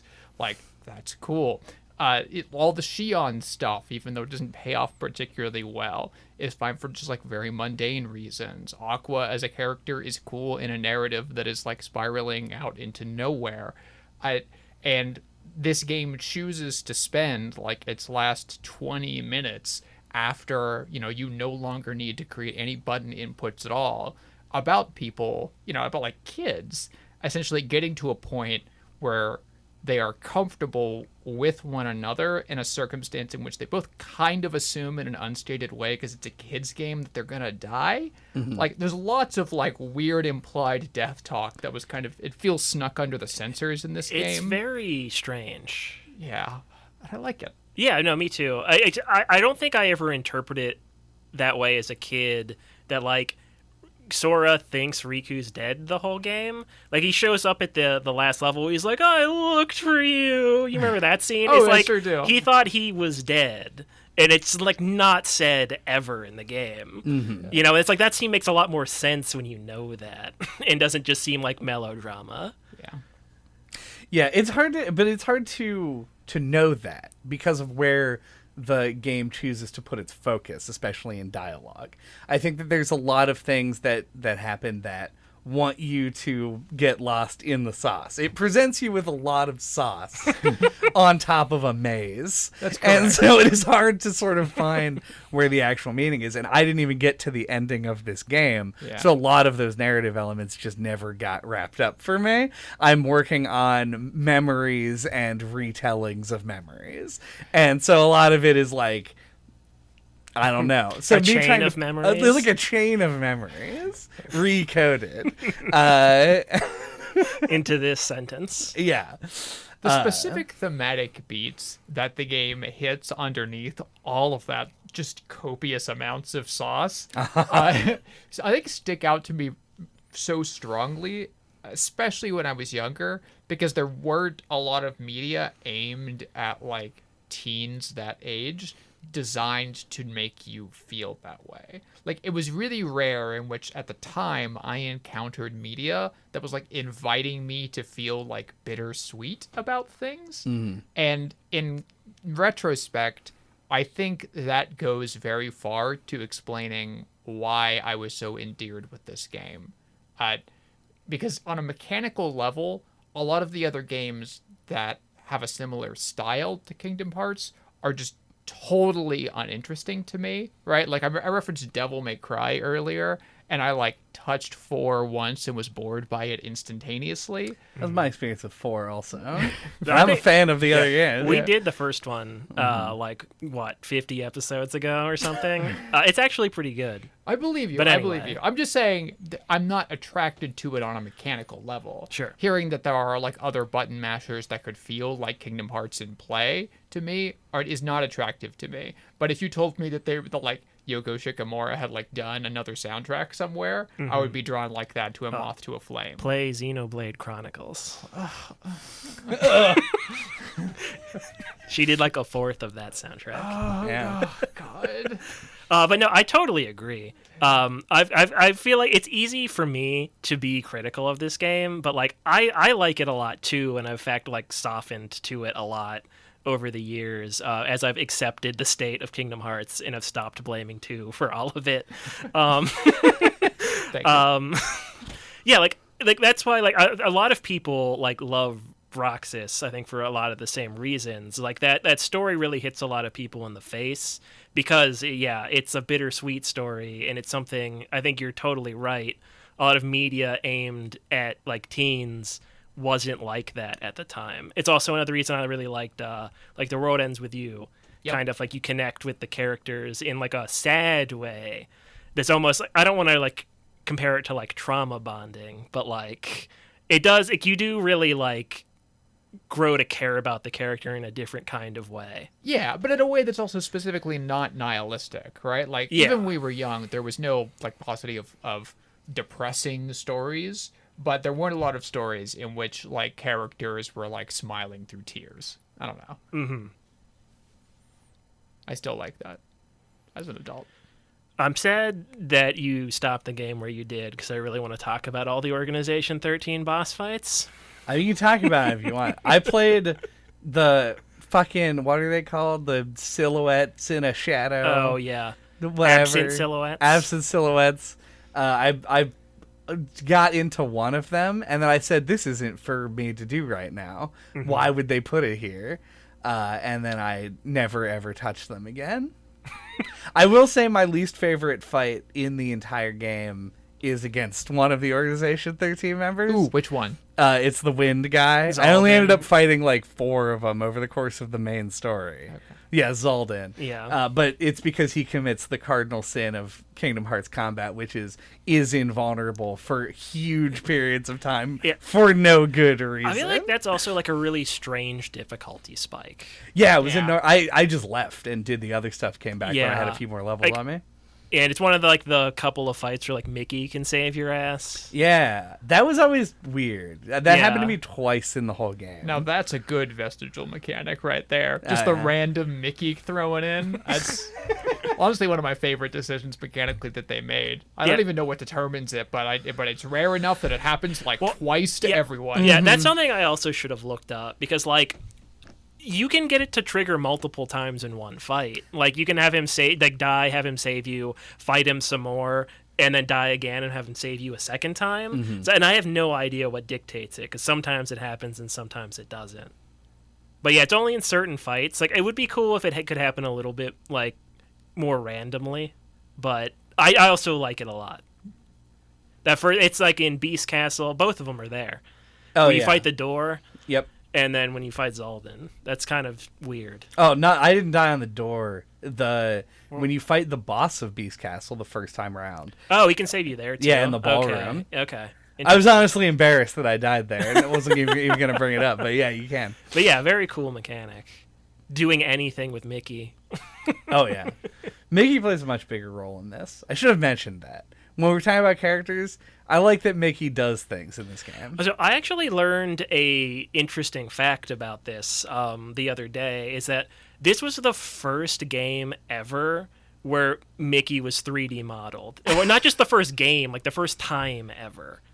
So, like, they didn't have, like, style guides for, like, what his head was supposed to look like in 3D. So I think that's really greatly influenced the decision why he's only shown at the end of 1, and you only see him in silhouette, so his ears are, like, on the side of his head. Oh, I actually know this. It did in part, but it wasn't a decision to the developers. It was a decision written into the contract between Square and Disney. I found this in one of those random old Nomura interviews I was trolling in prep.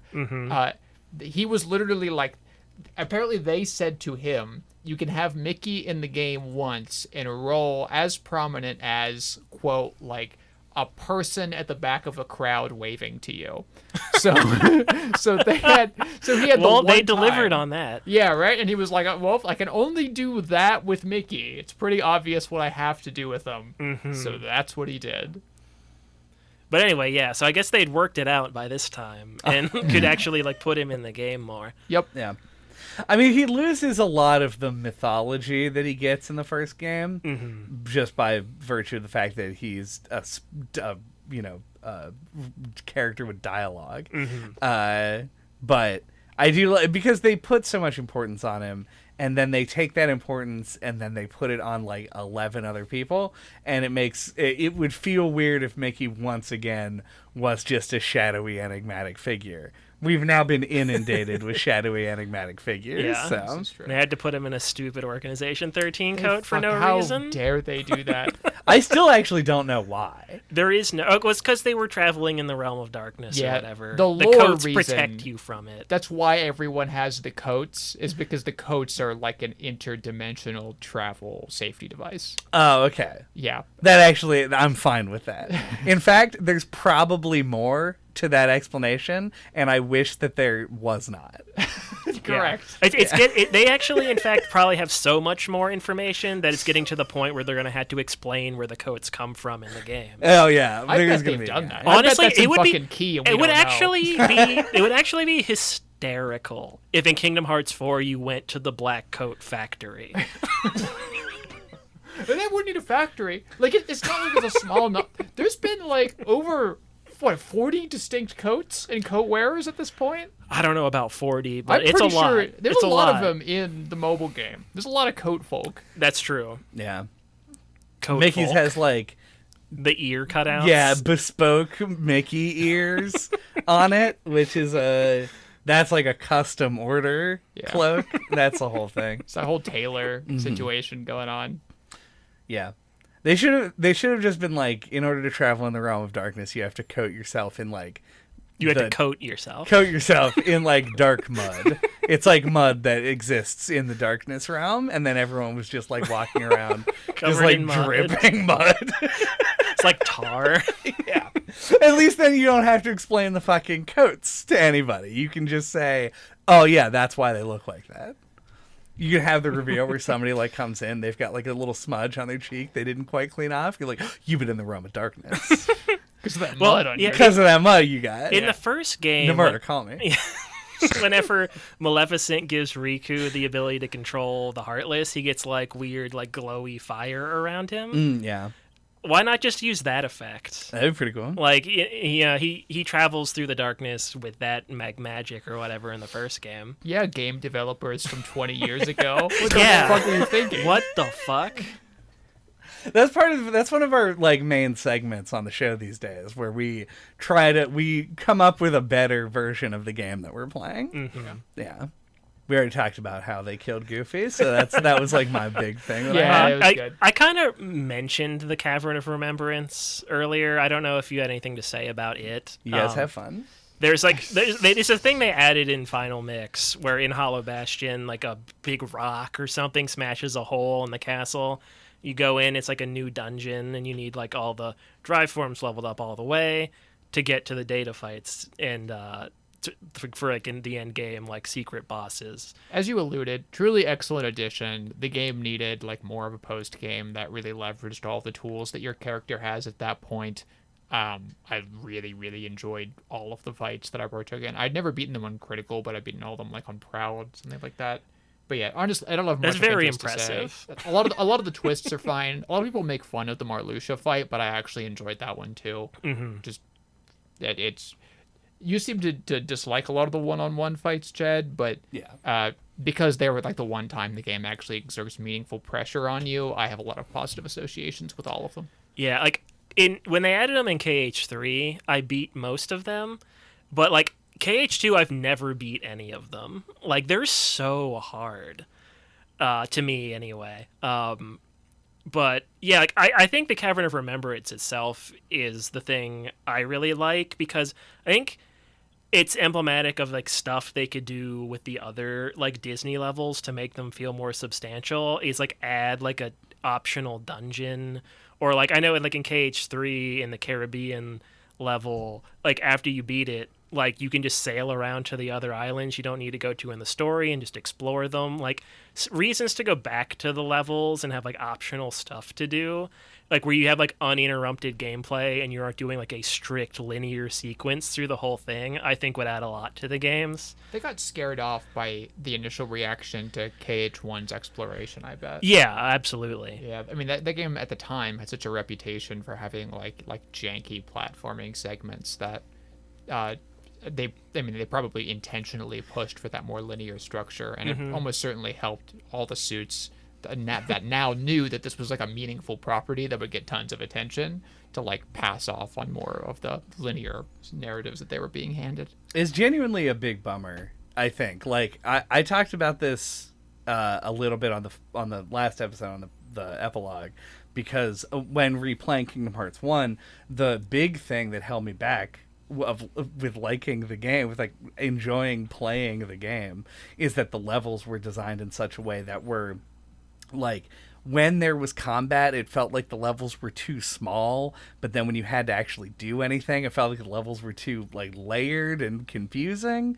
And Kingdom Hearts 2 feels like they really nailed the mechanical aspects of the game. Fighting things in an arena almost always felt good. Wherever they put enemies, it made sense that there were enemies, and usually there was something else there to make it more interesting to actually fight them and let the combat actually work. But then the experience of actually playing through the levels has turned into walk down hallways and watch cutscenes. In the cutscenes, somebody's going to put you in a cab and take you to wherever the next place you need to go is. And it takes a lot of the magic out of the Disney part of it, which is not a big deal for me, I guess, in the long run, but it probably is for a lot of people. You're no longer exploring a world. You're being taken on a tour. With Disney-themed wallpapers? Yeah. It's, in fact, somehow, despite being a video game, less of a simulacrum of a real Disney space than Disney World is. So that was, like, my other thing, I think. Yeah. Good job. Yeah. I'd like to talk about the final boss. Oh, yeah. Hit me. I think that Chad goes on his phone immediately, instantaneously. Yeah, I've criticized the ending of KH2 a little bit. I know it's part of like our very old bonus episode, where he takes energy attached to the face constantly. That like I always thought it felt a little silly, and like it jumped from like a 7 to an 11 on the shonen anime scale, where you're like jumping from buildings and cutting buildings in half and stuff. I remember it now. Yeah. But I will say I do love Zebra Zemnis, like the final boss. Yeah, like yeah, it's one of my favorite final bosses, like in a game. Agreed. Yep. Completely perfect. Don't at me. I know nothing about audio. Ask Chad about audio things. But anytime I get like new headphones or a new speaker system or a stereo or anything of that respect, I just like put on like the final boss music from Kingdom Hearts 2, since I have listened to it so many times that I know exactly what it is supposed to sound like. But yeah, I've had, when I was real little and naive and just like colors and explosions and things like that, I thought it was like my favorite boss fight in any game forever. But yeah, presentationally it's perfect. Tonally it's perfect.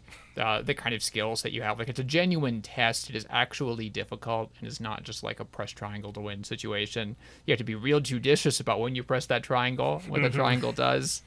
And like with a reversal. with all the vines. Going all the way I still up. don't know how to not take damage in that part.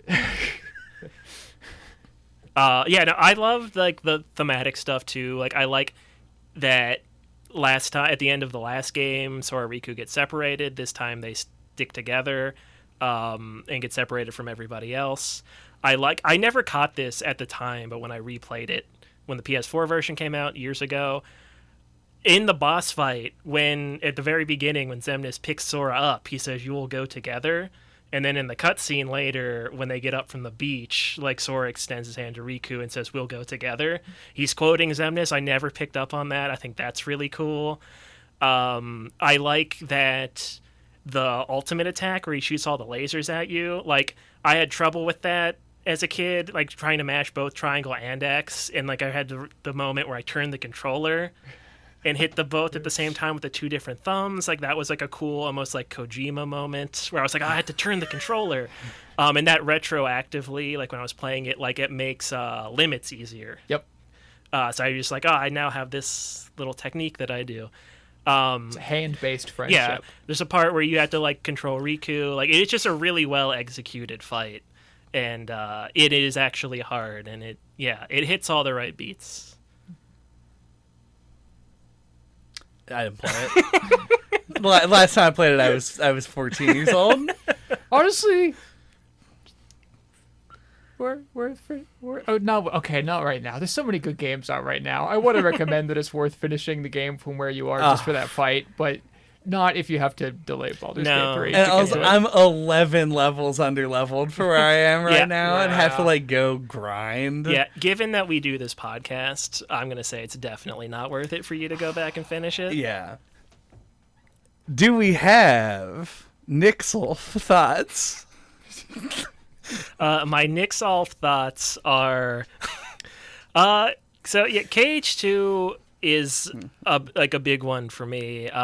Kingdom Hearts 1 is my favorite game, and I think even back in 2005 when I played KH2 for the first time, something about it felt like kind of off, and I never really knew how to put it into words. And it's just that like there's a lot that I like about the first game that's just not carried over. And I've always kind of held it against KH2. Like in my mind, I still kind of have that like, I feel like they could do like a merging of what was good about the first one and the second one and like actually make like a good modern Kingdom Hearts game. But like, that's neither here nor there. Because KH2 is actually a really great game, I think. I played it on critical mode for the first time for this, and honestly, like if you are a Kingdom Hearts fan and you haven't, like I think that's the way to play the game. Like you actually have to engage with the reaction commands and like all the tools you're given in a way you don't in the vanilla version of the game. That made me appreciate it a lot more as an action game this time around. I didn't quite get into it enough to do the data fights. I still think that they're ludicrously hard, and I'm not even going to touch Lingering Will. Yeah, so you fight Terra's armor. It's like a super boss. The Cum Guardian? The Cum Guardian? Yeah, he is the Cum Guardian, but that's a KH3 spoiler. In KH1, when you fight Ansem, his Guardian guy, like when he uses the attack, he says "on Guardian," but it's a meme on the internet. It sounds like he says "Cum Guardian." And I thought he did say I think he Guardian. says. I think he says "on Guardian." Right, but it's just funnier to put COME. it's funnier to put the emphasis. Yeah. But anyway, so that's what "Cum Guardian" means. But anyway, but yeah, I found myself. I don't get as engaged with the story personally of KH2. Like it's one where like for the first game, if I replay it, I usually get pretty sucked into the story, and in 2, I'm skipping those cutscenes. Except for, the certain parts that I like. But, I still, like, enjoy replaying it. I think, there's a lot of, as we alluded to earlier, there's, like, a lot of depth there that you never have to engage with, but that is actually pretty rewarding to go for. And I thought it was interesting that, like, because I forgot to capture footage for it and had to replay a chunk of it. And I replayed the chunk I did to capture the footage on standard mode, and I found like it was interesting the way they balance things differently, because like there's like in the Timeless River, there's the fight with the building on fire, Which is a nightmare. And it's hard in the standard mode because the time limit goes up so fast, but it's hard and critical just mechanically to like kill the cars. So I think it was interesting how it was balanced differently. And I still died on standard mode in parts that I thought I was going to bulldoze through. So I think they actually, like, unlike a lot of games, put a lot of thought into the difficulty levels and how they are different. So gold star for that, because that's pretty rare in my experience. Positive experience for me. KH2, it was always like a fringe favorite that had that like black spot for me just by being in the shadow of my favorite game ever made. So that's all I got. Okay, my Nick Self thoughts. It's always weird to go back to media. It's always weird to unearth media that is really core to your identity, especially when it is young. Like, we tend to operate most of the time under the partial truth that we are like going through different medias and applying whether or not it's a critical lens or at least a preferential lens over the certain types of media that we encounter, and that we are the person who's like opening up the gates and like letting it into ourselves and making it a part. But if you go back that causal chain far enough, no matter who it is, like you'll eventually like, you know, each of our stories is dependent on entirely arbitrary circumstances. Like at some point your dad fucked your mom, you know, like it all like it's all artificial at some level. And there is always a point at which those artificial circumstances compound enough that it creates the lens that you are then applying to the world, right? Like there's a point at which what composes you is more in aggregate is more important than the things that you are encounter when like enough of your history has existed for you to be an independent thing. So I can't, like, there's a critical part of me who wants to go back to Kingdom Hearts 2, look at it, and maybe try and reevaluate like whether or not it should have been that compositional part of my identity, or like whether some past version of myself was correct for caring this much about this thing. But I think that kind of misses the point in a way. Like I, in some meaningful sense, as silly as it is to say, I was not myself before I got this into Kingdom Hearts 2, before Derek on happenstance like showed me some super weird Disney game with like a bunch of emotional tweens talking about how much they're going to miss each other. And you know, it no longer makes sense to try and think of myself as having any kind of having a symmetrical identity before that point instead of after. All I can really do is kind of point to it and smile, and I'm hoping that the fact that I'm still smiling comes across. And I was along for the ride. No, I mean, it is true. It's these are games that I played and then didn't ever play or think very much about ever again until I started hanging out with these people, and it became a like a constant in my life, but one that I never, out of either sheer disrespect or an abundance of ignorance, never thought to go back and actually re-experience it anyway, or to delve deeper into. So I'm coming at this from like, I would say, our more bog standard angle of I played an old game and I said, this game's old and that's unfortunate. But there is a lot of notable, I think, from a game design perspective, right? Kingdom Hearts 2 is a really notable game because of what it did working off of Kingdom Hearts 1, of being a game that was almost surprisingly successful. Maybe not even almost, just surprisingly successful. I don't think people knew how much Kingdom Hearts 1 would rock everyone's ass. And so having Kingdom Hearts 2 as seeing how that iteration happened, and this is after one or two, how many games came between the two?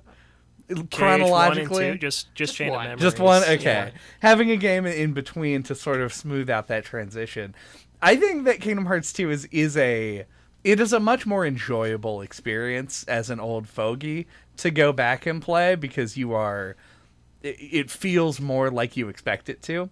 Kingdom Hearts 1 feels a lot clunkier, but I think that Kingdom Hearts 2 loses the magic that Kingdom Hearts 1 had and replaces it with its own different magic. It's like, and it's obviously the magic that they've run with since. And so it ends up being this weird mixed bag where, like, I'm imagining a game that is some combination of the two that would be the ideal, perfect version of these games.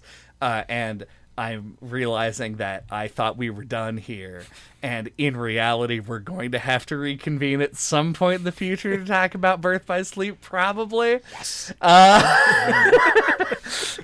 So I guess we'll see what happens with that, and see if I'm proven incorrect or correct about any of my assumptions. But yeah, that's all. No matter what happens, I promise you, we're not going to keep dragging you down the rabbit hole. It's going to end there because there is no force on Earth that can make me replay Dream Drop Distance. So. Oh yeah, that's true. There's at least a hard cutoff point at 3D. Yeah, I've tried it. It's pretty rough to go back to. It's rough. Also, I do want to shout out Jafar for having the biggest abs in Kingdom Hearts 2, and also the biggest drop off in quality. From being a bad boss to being a heinous crime. So really did not deserve that. Yeah. Honestly. Thank you for listening to NoClip this week. What are we talking about next time? We said that we weren't going to do April this year. And we fucking got you. Simeon September next time. So we're doing more monkey-themed games. Hell yeah. Just like everyone definitely wanted us to do. And the first one that we're doing isn't actually going to be DK64, right? Wrong, actually. We are doing Donkey Kong 64. It was all a big joke and also a lie, and you fell for it. Until that time, you can get a hold of us. All of our contact information is on our website at noclippodcast.com or on splattershot.pro. There you can find links to our Twitter account, our email, the Discord, where you can suggest games for us to talk about or suggest for us to stop doing dumb theme months, and we won't listen to you. And you can find our YouTube channel, or you can listen to any of our old episodes, including the one we just did on Kingdom Hearts 1.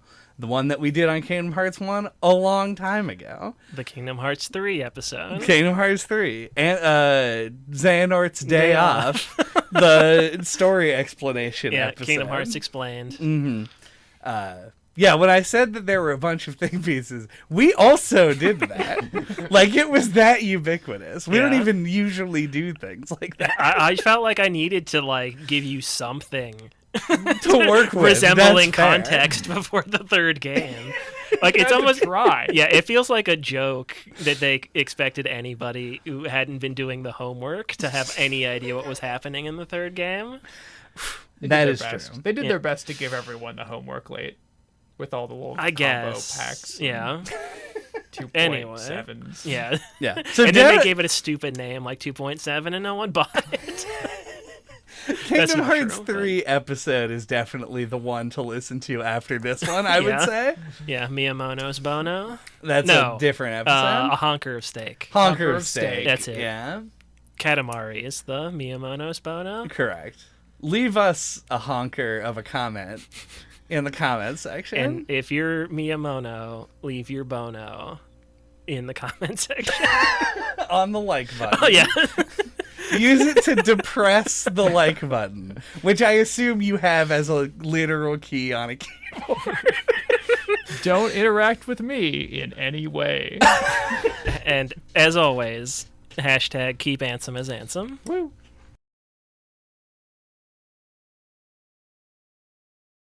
I went to Catholic school. I mean, I was taught to defeat my enemies.